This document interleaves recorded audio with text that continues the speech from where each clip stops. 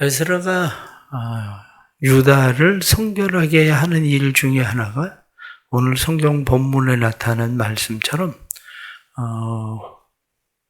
유다 백성들 가운데에 이방 여인들과 결혼을 한 사람들에 대해서 이들을 내쫓아야 되겠다.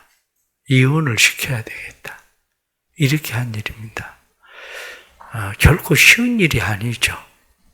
왜냐하면 이미 결혼을 해서 살고 있는 사람들인데 너희가 이방 여인들과 통혼을 했으니 그 사람들을 내보내라. 이렇게 이야기하면 그 일에 대해서 사람들의 마음이 어떻겠습니까? 그리고 반대로 당하는 사람은 어떻겠습니까? 언제는 좋다고 결혼을 하고 지금은 아니라고 내쫓으면 쫓겨남을 당하는 사람들의 마음은 아마 굉장히 힘들 겁니다. 그런데 오늘 성경에 나타나는 말씀을 보면 사람들이 이 일에 대해서 우리가 그렇게 하겠습니다. 맹세하고 이 사람들이 그 일을 행합니다. 사람들의 명수를 조사를 해보니까 3달 동안 이 사람들의 명수를 조사합니다. 왜냐하면 10째 달 초하루에 시작을 해요. 16절 말씀 보면. 17절 말씀 보면 첫째 달 초하루에 3개월 동안 한마디로 전수조사를 하죠. 전수조사를 하는데 사람들이 그렇게 많은가? 그건 아니에요. 얼마 정도의 사람이 있었는지 기록엔 전부 다 기록하지 않았을 수도 있지만 지금 오늘 본문에 나타난 말씀은 113명입니다. 113명의 사람들이 우린 그렇게 하겠습니다. 그리고 자기들의 아내를 내보냈다는 거죠. 그런데 성경에 나타난 말씀을 보면 그러나 그들 가운데에서도 우린 그렇게 못하겠다. 이렇게 이야기하는 사람들도 있었다는 거죠. 말씀을 보니까 그 사람들 가운데 오직 아사엘의 아들 요나단과 디과의 아들 야스야가 일어나 그 일을 반대하고 무술람과 그리고 레위 사람 삽부대가 그를 돕더라. 15절 말씀을 보면 반대하고 지지하는 사람들도 있었다는 거죠. 그런데 여기서 우리가 중요하게 봐야 되는 그러한 일들이 있습니다. 처음에 에스라가 유다에 들어올 때에 그때부터 왕은 그에게 명령을 내렸어요. 누구든지 너의 말을 듣지 않는 사람이 있으면 죽여라. 가산을 몰수해라. 감옥에 집어넣어라. 그리고 축출해라. 한마디로 모든 권한이 누구에게 있었냐면 에스라에게 있었죠.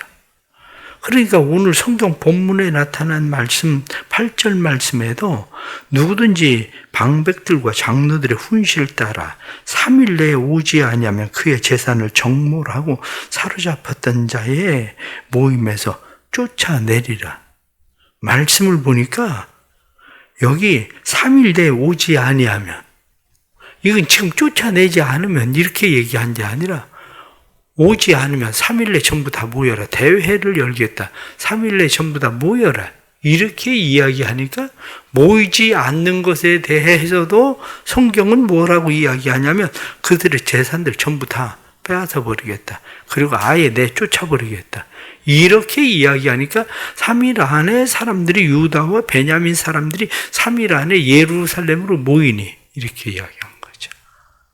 그래서 그들이 마침내 모여서 결국에는 회개를 하고 그리고 이 일을 시작한 에스라가 전부 내보내라. 이렇게 이야기하니까 사람들이 우리가 그렇게 하겠습니다. 그리고 사람들이 전부 다 내보냈다는 거죠. 오늘 성경에 나타나는 이 말씀을 보면서 이러한 죄의 문제가 사실은 오랫동안 이스라엘 백성들에겐 뿌리 내린 문제거든요. 왜냐하면 애굽에서부터 그들이 나왔을 때에 그들이 애굽에서 나와서 이들 가운데에 반복되던 죄가 뭐냐면 바로 미디안 사람들과 음행하던 일에 참여해서 24,000명이 죽는 사건이 벌어지고 그리고 그 이후에도 이러한 일들이 계속 일어나고 있는데 에스라가 그것을 보는 관점에서는 우리가 하나님의 말씀을 지키지 않아서 예루살렘 성도 파괴되고 성전도 파괴되고 우리는 포로되어서 끌려가고 이 땅이 황폐하게 되어진 것이 하나님의 말씀을 지키지 않아서 그렇다. 그런데 지금 113명밖에 되지 않는 사람들이지만 이 사람들을 그냥 내버려 두면 또 이것이 그냥 유다 안에 만연되어진 그런 일들이 돼서 결국에는 유다가 또 이렇게 망하고 말 거다. 이 의식이 강한 거야. 그러니까 이 의식 때문에 에스라는 하나님 앞에 성경에 나타난 말씀을 보면 통곡하고 그가 울면서 하나님 앞에 죄를 자복하고 기도했다. 성경에 그렇게 되어 있는 거죠. 무엇을 말씀을 드리고 싶은 거냐면 반복되어지는 죄에 대해서 사실은 그것을 끊어내는 일이 결코 쉽지 않다는 거죠. 우리가 신앙생활하면서 늘 고민하는 것 가운데 하나가 뭡니까? 우리 안에 반복되는 죄거든요. 반복되는 죄. 이 반복되는 죄를 끊고 싶은데 반복되는 죄가 끊어지지 않는다는 거죠. 그런데 이 반복되는 죄에 대한 이것을 끊는 그 결단이 어디에서 나올까? 이것은 다름 아니라 하나님을 두려워하는 죄의식의 마음이에요. 왜냐하면 오늘 성경 본문에 나타난 말씀처럼 에스라가 이야기하기를 3일 내에 모이지 않으면 그 사람들의 가산을 몰수하고 그리고 그들을 내쫓아버리겠다 이렇게 이야기하니까 사람들이 모였어요. 그런데 거기에다가 에스라가 이야기하기를 누구든지 아내를 내보내지 않으면 이라는 말을 여기 붙이지 않았지만 그 일에 대해서 오지 않는 사람도 내가 그렇게 하는데 만약 내보내라 이렇게 이야기하는데 내보내지 않을 때는 어떤 일이 일어나겠는가를 사람들은 의식하고 있었을 거예요.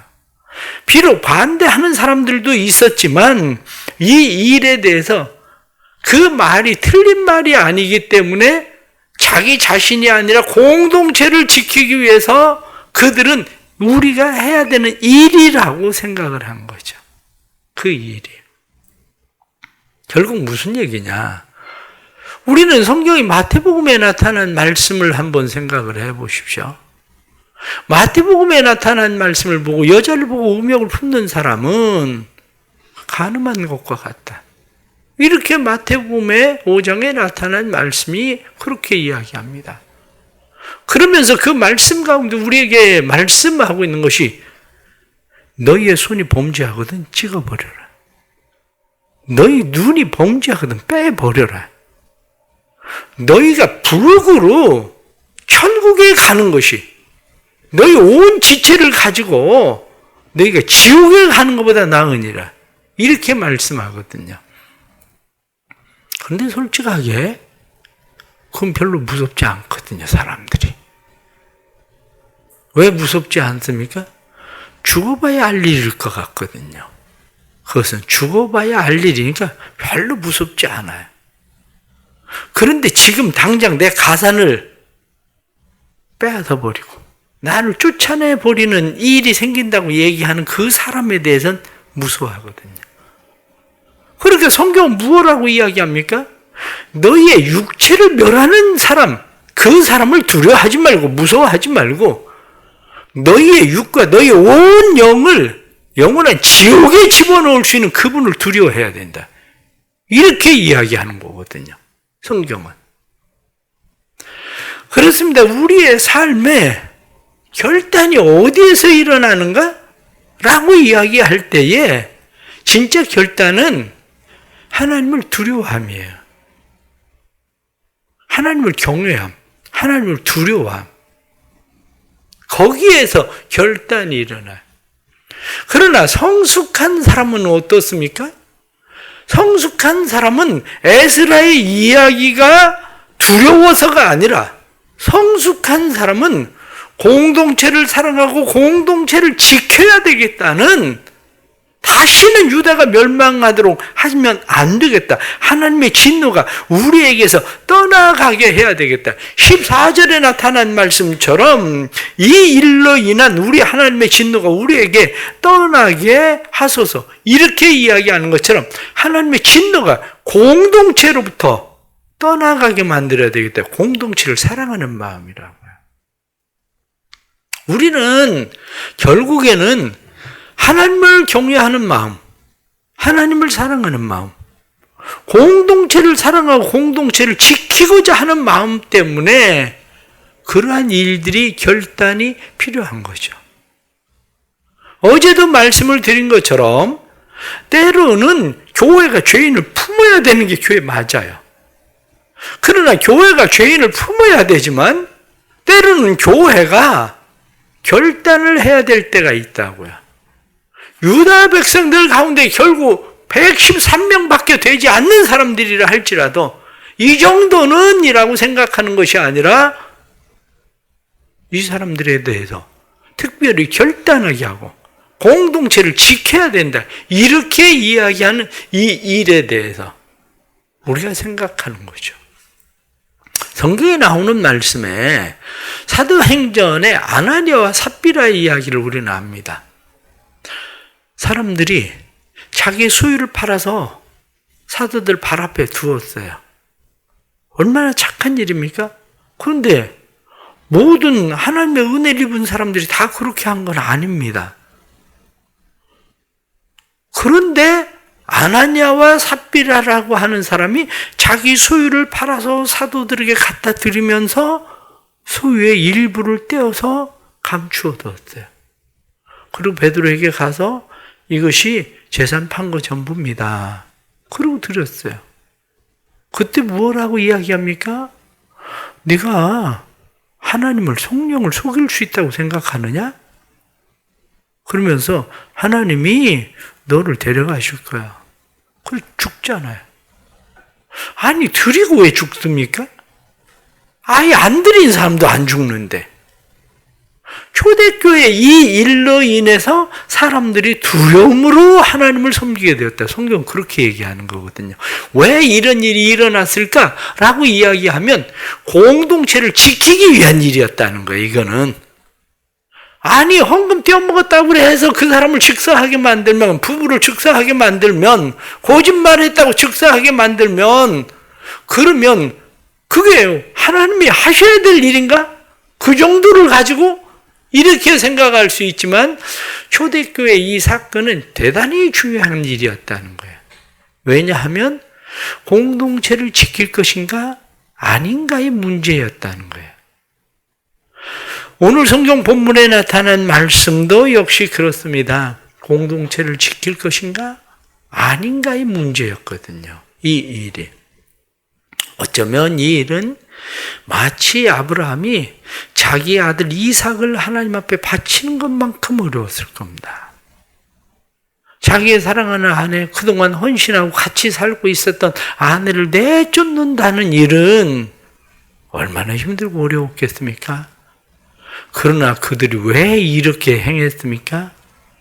조금 전에 말씀을 드린 대로 하나님을 경외하는 마음, 하나님을 두렵고 떨림으로 섬기는 마음, 또 하나는 유다 공동체를 지켜야 되는 유다 공동체를 사랑하는 마음, 그것이 그 일을 행하게 했다. 그렇게 말씀합니다.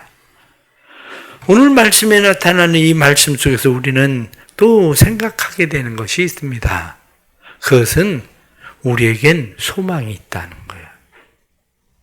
우리가 어디까지 왔든지 그게 중요한 게 아니라 우리의 앞에 소망이 있느냐 없느냐의 문제예요.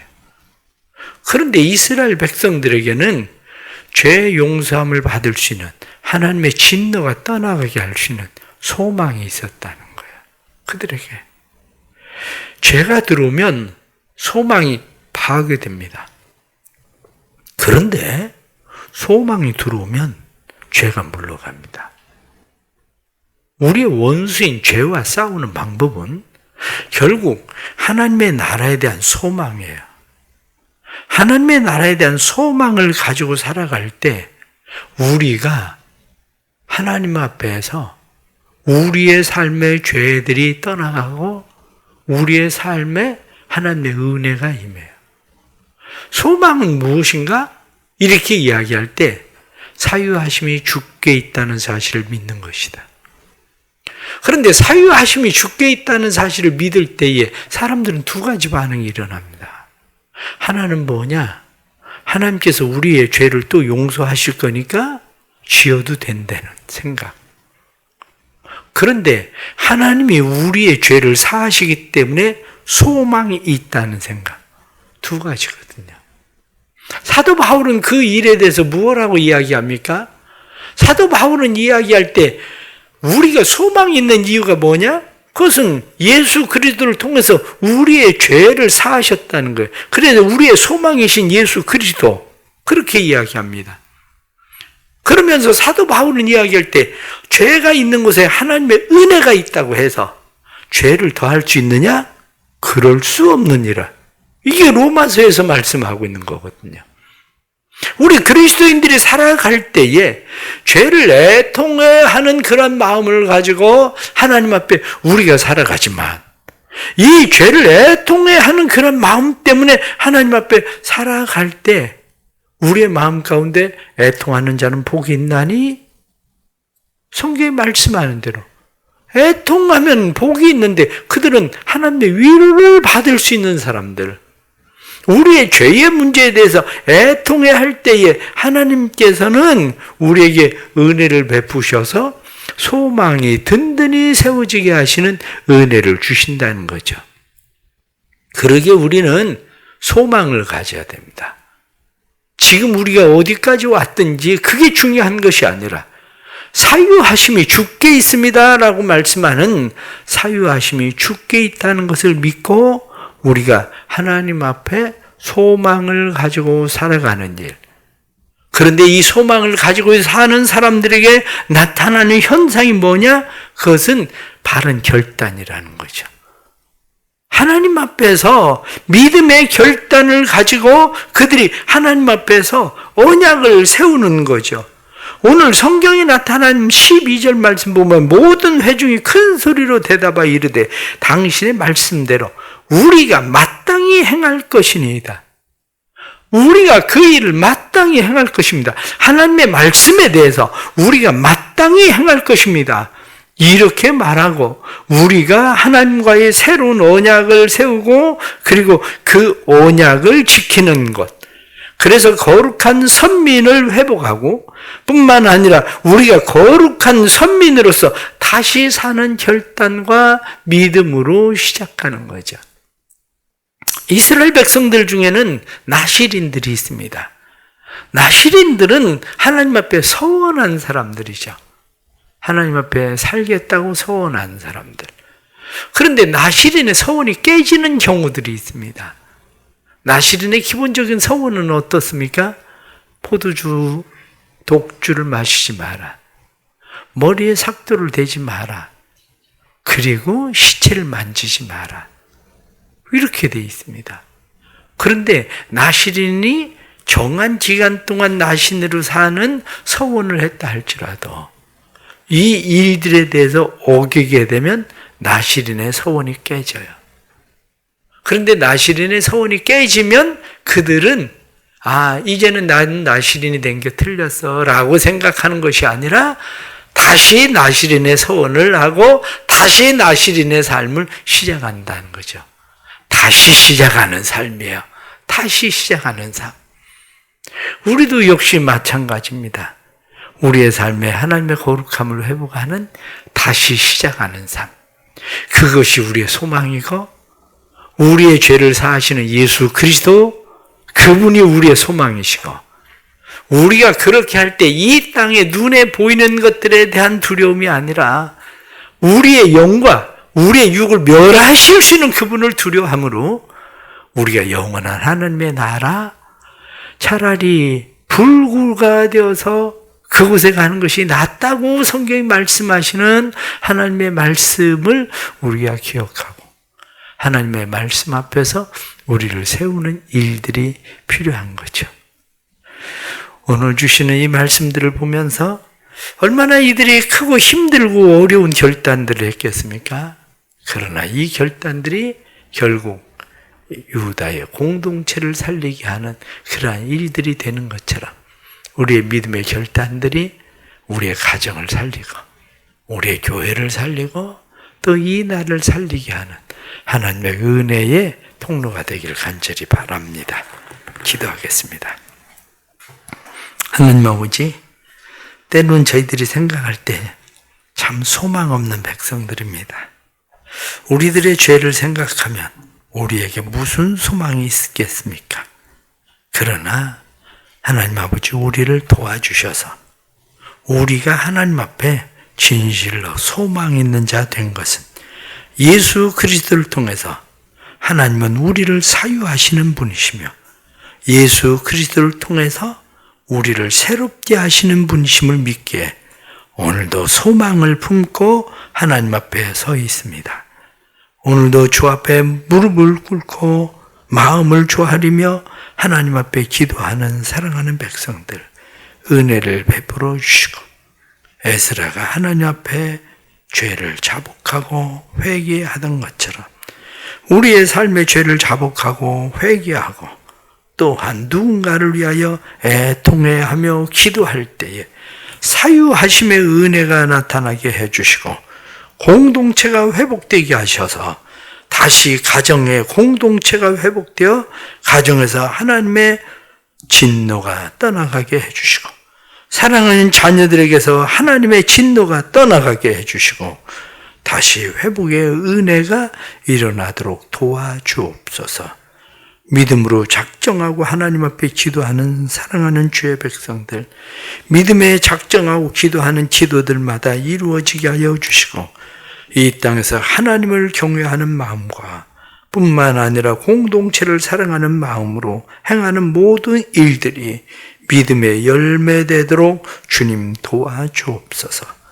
사랑하는 모든 성도들에게 주의 사랑 그 은혜가 풍성하게 하셔서 하나님의 거룩하심을 보게 해주시고 하나님의 뜻을 보게 해 주옵소서.